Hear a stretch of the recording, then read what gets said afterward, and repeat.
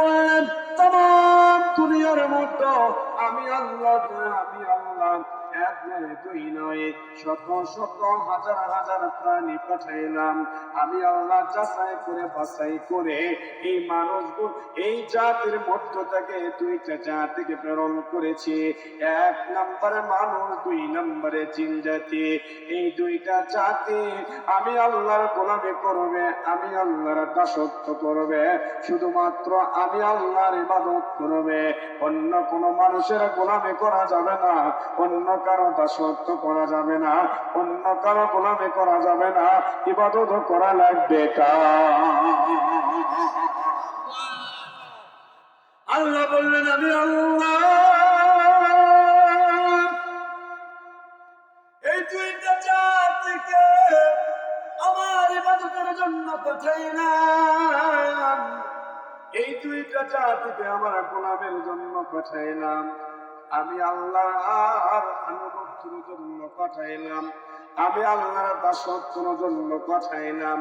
কিন্তু এই বান্দার মানুষ, বাংলাদেশের মানুষ আল্লাহর দাসত্ব দূরের কথা, আল্লাহর গোলামি তো দূরের কথা, গ্রামের মধ্যে প্রভাবশালী টাকাওয়ালা পয়সাওয়ালার গোলামি করতে হয়। আওয়াজ দিয়ে বলো ঠিক না বেঠিক? চেয়ারম্যান মেম্বারের বিরুদ্ধে কোনো কিছু বলছে, চেয়ারম্যান মেম্বারের বিরুদ্ধে একবার কোনো কথা বললে ওর জন্য লাল কার্ড।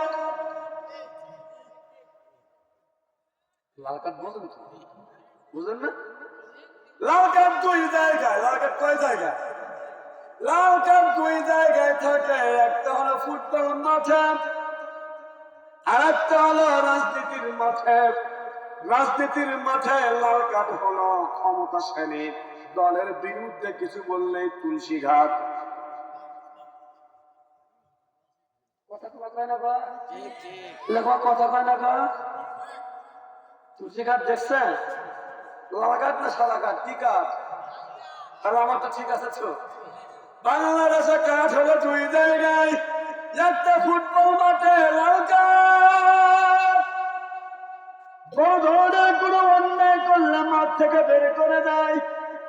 আর একটা লাল কার্ড হলো রাজনীতির মাঠে, খালি যদি বড় বড় মাথা পরে বিরুদ্ধে কিছু বলে আগেই লাল কার্ড দিয়ে দেয় তুলসী ঘাট। এই জন্য বলা যায় ভাই আমার, আল্লাহ বললেন দাসত্ব করা লাগবে কার? কথা বলা লাগবে। গোলামি করা লাগবে কার? ইবাদত করা লাগবে কার? বিপদে পড়লে সাহায্য চাইব কার কাছে? কোন কিছুর জন্য যখন বিপদের মধ্যে পড়ে যাব, সিজদায় পড়ে 2 রাকাত নামাজ পড়ে কেঁদে কেঁদে আল্লাহর কাছে সাহায্য চাইলে আমার আল্লাহ খুশি হইয়া তোমার বিপদ মুক্ত করে দিবে। আওয়াজ দিয়ে বলো ঠিক না বেঠিক? আর আমার দেশের মানুষ যদি বিপদে পড়ে যায়, স্বামী স্ত্রীর একের বেলাও যদি গন্ডগোল লাগে, পরের দিনে মেম্বরের নিকটে দৌড়াই। কথা কোন ঠিক না বেঠিক? সাহায্য অন্য জনের নিকট চাইতে চাইতে আমার কি হয়ে গেছে, অভ্যাস হয়ে গেছে। মেম্বারই মনে করি আমার সবকিছু সমস্যার সমাধান, ঠিক না? স্বামী স্ত্রীর মতো দ্বন্দ্ব তারও বিচার করবেন ভাই। আমার বাড়ির পাশে এক মেম্বার হয়েছে ভাই, দেখি তো আগে হজরের নামাজ পড়েও আসে, মেম্বার হয়ে বিপদে পড়ছে ঘুমনে। এরা বিষ খেয়ে মরছে, আর এক ধরে বলতো মেম্বারের কি গলায় ধরে দিতে মরছে মরছে, সেটা মেম্বার পাহারা দেওয়া লাগে। অমুক জায়গায় গরু চুরি করতে ধরা পড়তে, সে গরু নিয়ে আসে খাওয়া লাগে নিজের বাড়িতে। ভাই কথা কন না কেন? আমরা অভ্যাস হয়ে গেছে আমাদের অন্যের কাছে সাহায্য চাইতে চাইতে আমাদের হাতটাই হয়ে গেছে। সাহায্য চাওয়া লাগবে কার কাছে? আল্লাহর নিকট সাহায্য চাইলে আল্লাহ কি করতে পারেন? আল্লাহর নিকট যখন কেউ সাহায্য চেয়েছে আমার আল্লাহ তখনই তাদেরকে সাহায্য দিয়েছে। আমার আল্লাহ তখনই তাদেরকে বিপদ থেকে উদ্ধার করে দিয়েছে। এ বন্ধু